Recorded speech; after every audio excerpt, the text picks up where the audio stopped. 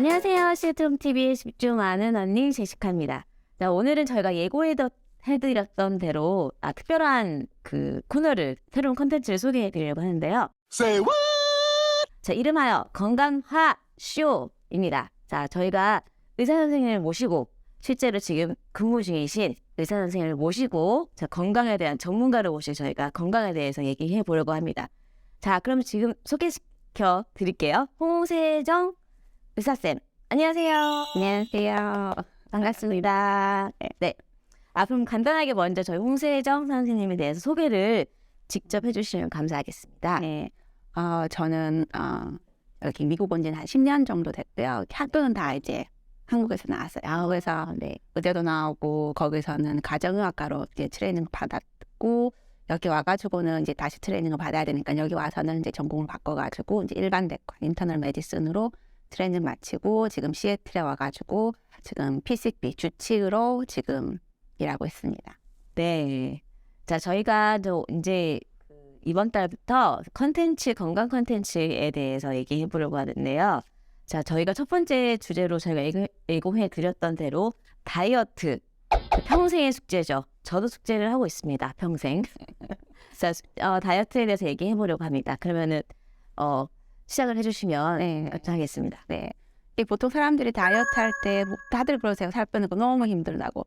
빠질 것 같은데 다시 찌고. 이게 막 내가 어느 정도로 정해놓은 이렇게 숫자가 있는데 거기 가는 게 왜 이렇게 힘든지 모르겠다고 다들 그렇게 얘기하시는데 물론 살 빠진 사람들이 있어요. 이렇게 막 열심히 하셔가지고 그게 내가 아닐 뿐이지 이렇게 살 빠진 사람들이 물론 있기는 한데 살 빼는 게 힘든 일이긴 해요. 이게 쉽게 빠지지는 않아요. 진짜 힘들어요. 그죠. 왜냐하면 많은 이유들이 있는데 보통 이 얼마나 내가 살찔 것인가에 대해서는 보통 정해져 있다라고 생각하시는 분들이 많거든요. 보통 부모님 보고 부모님이 키가 크시면은 이제 애들도 뭐 키가 클 걸 예상하고 그런 것처럼 그렇게 이렇게 부모님에 따라서 이렇게 얼마나 살찐 것인지 그런 게 유전된다라고 많이들 얘기를 하고 물론 그런 것도 있어요. 이렇게 라이프 스타일을 공유한다는 거. 한 가족이니까 식사 패턴 이런 게 다 같다는 것도 물론 있기는 하지만 그렇게 어느 정도 정해져 있다라는 것도 있고 그리고 저희가 이렇게 추적을 해보면은 이렇게 살을 빼신 분들이 많기는 많아요. 많은데 이 사람들이 이렇게 살을 확 빼고 나서 한 70%, 80% 이렇게 되시는 분들이 한 2년 내에 다시 살이 찌세요. 그죠. 요요가 발생을 하고 저희가 이렇게 클리닉에서 보면은 이분이 뭐 BMI가 한 35, 40 되세요. 이렇게 많이 뚱뚱하신, 많이 이렇게 오비스하신데 그런데 보면 히스토리에 보면은 이분이 베리아트릭 설저리를 하셨다. 이게 이렇게 웨이트 로스 하는 수술 같은 거거든요. 그걸 했는데도 왜 이렇게 살을 못 빼셨을까 보면은 이분은 빼셨다가 다시 찌신 경우 그러거나 아니면은 더 이렇게 BMI가 45쯤 됐다가 이게 40으로 내려오신 경우 이런 경우가 많거든요. 근데 이렇게 빼셨다가 이렇게 다시 찌시는 분들이 훨씬 더 많으세요. 그래서 이렇게 대부분이 다시 찌는 경우가 많고 그리고 제가 이분은 언제 이렇게 살이 찌셨을까 싶어가지고 이렇게 쭉 히스토리를 보면은 이게 놀랍게도 이분은 어렸을 때부터 나는 이제 이렇게 성인이 되고 나서부터는 항상 그 몸무게 있었던 거예요. 그러니까 이 사람이 뚱뚱하기는 해도 이게 더 뚱뚱해지시거나 이러지 않으시고 다이어트를 해도 다시 돌아가는 경우가 많고 그래서 이게 정말 평생 노력해야 되는 평생의 숙제예요. 너무너무 힘들어요. 너무너무 힘든데 이게 제가 오늘 그래서 조금 말씀드리고 싶은 거는 이렇게 또 비하인드에 있는 어떻게 호르몬들이 작용해서 우리가 살을 찌고 식욕 조절이 어떻게 되고 이런 걸 조금을 아시면은 그 과정 자체가 덜 힘들어지지는 않지만은 그걸 견디는 거는 조금 더 쉬워지지 않을까 해가지고 그걸 조금 설명드리고 그리고 또 어떤 다이어트들 요즘에 많이 유행한 다이어트들이 많지만은 그런 것들이 어떻게 해서 이게 살 빼는데 도움이 되는지 그런 거 간단히 설명해 드리고 정말 건강하게 살을 빼려면 어떻게 하려나 이게 평생 가야 되는 숙제니까는 어떻게 내가 평생 유지할 수 있을 것인가 그런 거에 대해서 조금 생각할 수 있는 시간이 됐으면 좋겠다 해가지고 너무 기대돼요. 개인적으로는 저도 막 다이어트 여러 가지 많이 해봤어요. 사실 이게 숨어있는 사람들이 많아서 겉으로 보기에는 사람들이 이렇게 뭐 안 빼도 될 것 같은데 하는데 많아요. 네. 그래서 항상 감추고 다니는데 늘 다이어트 하는 게 너무 힘들고 이게 또 저는 이제 40대가 넘어가니까 더 빼기가 아직도 20대는 40대랑 살 빼는 속도가 다르죠. 틀린 거예요. 그래서 지금 정말 그 말씀하신 거가 너무 궁금해요. 네. 그렇죠. 이렇게 뭐그 숨어있다는 살이 있다는 것도 동양인들 같은 경우에는 조금 그 기준이 달라요. 그 오버웨이트랑 그 오비스 기준이 서양인과 동양인 조금 다른데 동양인 같은 경우에는 조금 더 낮은 그 BMI에서 조금 덜 살찌신 분들부터 이게 오비스하다, 오버웨이트하다 그렇게 얘기를 하거든요. 근데 사람들이 잘못 알고 있는 게 이게 그럼 동양인들은 원래 날씬하니까는 조금만 살쪄도 이게 오비스하다라고 얘기를 하는구나 그렇게 생각하시는 분들이 많은데 그게 아니라 동양인들은 더 낮은 BMI에서 그런 메타볼릭 디지즈나 이런 오비시티 컴플리케이션이 나타나요. 그래서 저희가 그거를 좀 더 낮게 잡고 이게 거기서 좀 이렇게 낮은 이렇게 숫자에서부터 이렇게 치료를 해야 된다. 그렇게 생각해서 그렇게 낮게 잡은 거거든요. 그래서 동양인들은 날씬하게 보여도 정말 건강하지 않으신 분이 좀 있어요. 그렇죠. 있어요. 마른 비만도 있고. 네, 그렇죠. 네, 마른 비는 여기라고 얘기를 하죠. 여기서 제가 사실 궁금한 게 전문 용어들이 지금 몇 개 나왔어요. 물론 BMI 다들 많이 들어는 보셨을 텐데 정확한 의미나 메타라고 하는데 저는 정확하게 풀 센텐스는 몰라요. 풀 용어는. 그래서 그런 것들을 그러니까 다이어트에 자주 쓰이는 용어들을 살짝만 정리해 주시면 저희가 앞으로 듣는데 이해가 쉬울 것 같아서. 네, BMI 같은 경우에는 체중하고 키를 가지고 계산하는 숫자거든요. 그래서 체중을 키의 제곱으로 나눈 건데, 그러니까 체중이 올라가면은 BMI가 커지겠죠. 그리고 체중이 줄어들면 BMI가 작아지고. 그래서 정상은 한 25까지, 이게 서양인 기준으로 해서 25까지가 정상이라고 얘기해요. 왜냐하면 이게 약간 J커브를 그리거든요. 이게 BMI가 높아지면 이렇게 그 사망률이나 이런 이렇게 질환을 갖게 되는 확률이 높아지고 이게 또 너무 마르셔도 너무 낮아져도 이렇게 좀 질환율이 올라가거든요. 그래서 J형들은. 그래서 가장 건강한 BMI가 한 20에서 25, 사실 25, 23에서 25 그 정도가 제일 좋은 BMI라고 얘기는 해요. 건강한 BMI. 근데 요거는 또 사실 체중 자체만 보기 때문에 뭐 이렇게 운동 많이 해서 근육 많으신 그런 분들도 사실은 BMI가 높거든요. 그래서 그런 것도 잘 반영하지 못하고 팻이 어디에 있느냐 이렇게 우리 몸에 이렇게 이제 잡히는 이런 이렇게 스킨 밑에 있는 팻이냐 아니면 내장 팻이냐 이런 것도 대한 구별도 못하기 때문에 한계가 많이 있긴 하지만은 또 쉽게 쓸 수 있는 숫자라 가지고 이렇게 많이 이용들을 하고는 있어요. 그럼 아까 잠깐 언급하셨던 메타볼릭 그것도 되게 그 메타볼릭에 대해서 저거 많이 들어봤는데 뭐 약도 되게 많더라고요. 시중에.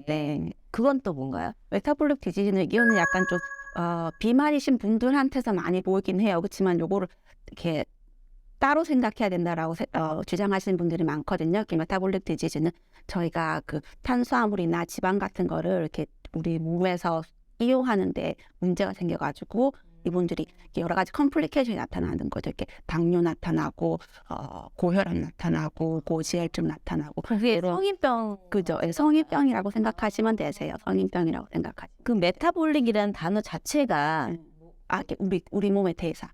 우리 몸에서는 이렇게. 그러면 이제 본격적으로 그렇죠. 저희가 식욕이랑 뭐 체중 조절 이런 거를 담당하는 이렇게 거기에 관여하는 호르몬들이 엄청 많아요. 이게 연구가 굉장히 많이 되어 있기 때문에 엄청 많은데 그걸 다 아실 필요는 없고 제일 중요한 거 몇 가지 제일 많이 이야기되는 몇 가지만 아시면 될 것 같은데 제가 생각하기에는 흔히 말씀하시는 것들이 이렇게 렙틴하고 그렐린하고 이렇게 두 가지 호르몬이 있거든요. 이게 렙틴하고 그렐린이라고 하는 말로 그렐린 한국 말에 그렐린이라고 하면 될 것 같아요. 렙틴 같은 경우는 이게 포만 호르몬이에요. 우리가 이렇게 음식을 먹어가지고 이제 배가 불러지면은 이제 올라가는 그런 호르몬이거든요. 그러니까는 이게는 그 그렐린은 이렇게 배고픈 호르몬. 이거는 허거 호르몬 뭐라 그러지? 이렇게 배고플 때 나타나는 호르몬인데 배고프다는 신호를 보내죠. 호르몬이고. 그리고 요거는 이렇게 위에서 이렇게 주로 많이 분비가 되는데 이렇게 배가 고프면 이게 막 올라가요. 이게 올라가지고 사람들이 너무 배가 고프다, 밥을 먹고 싶다, 막 이런 생각을 하게 되고 음식을 먹고 나면은 이제 떨어지고 그러면서 이제 렙틴은 올라가면서 이제 포만감을 느끼고 이제 식욕이 떨어지고 이런 효과가 있는 거죠. 두 개가 서로 반대되는 작용을 한다라고 이렇게 생각하시면 되세요. 그 생각하시면 되시고 저희가 그 비만이라는 게 정말 평생 노력해야 된다라고 하는 게 왜냐하면은 살을 빼시잖아요. 살을 빼시고 나면은 내가 이렇게 항상 유지하던 체중이 있는데 거기서 이제 살이 빠지고 나면은 이게 조금 변해요. 이게 우리 몸의 호르몬이 조금 변하면서 이제 그렐린이 올라가고 이제 렙틴이 좀 떨어지게 되는 거죠. 그러면은 이 렙틴이 떨어지면서 일어나는 효과가 뭐냐면은 우리 대사율이 이게 우리 몸이 돌아가는 게 열을 태우는 그 속도가 조금 떨어져요. 이게 대사율은 떨어지고 그리고 우리 식욕은 더 높아지고. 제가 잠깐 헷갈리는데 네. 포만 호르몬은 배를 나 배불러라고 그런 느낌을 주는 거죠. 그 그렐린은 배가 고파. 그러면은 이게 포만 호르몬, 이게 렙틴이라는 호르몬이 많을수록 조금만 먹어도 배부른 거 아닐까요? 아니죠. 렙틴이란 호르몬은 이게 내가 음식을 먹었을 때 얘가 분비가 되는 거예요. 그러니까는 내가 조금밖에 분비가 안 됐다 그러면은 난 아직 덜 먹은 거야.